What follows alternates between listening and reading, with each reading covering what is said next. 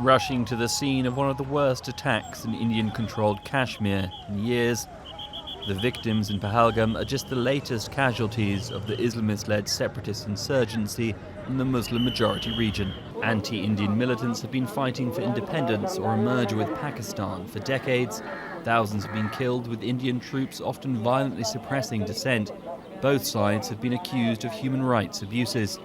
Some 500,000 Indian troops are stationed in the region, with militant attacks declining since Delhi's sudden and controversial move to scrap its semi-autonomous status in August 2019.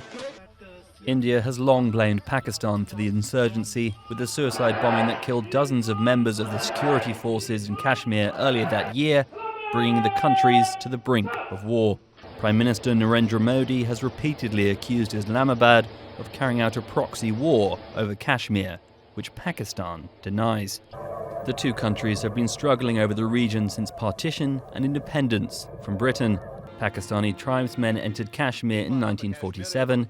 Its Hindu ruler asked for help from Delhi. That caused the First Indo-Pakistan War.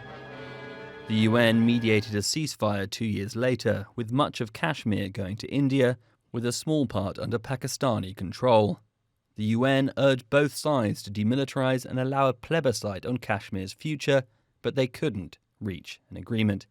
In 1965, another war did little to change the situation on the ground, despite thousands of casualties. Since then, the border between the Pakistani and Indian-controlled regions has moved little, with the countries formalizing the frontier as the so-called line of control in 1972.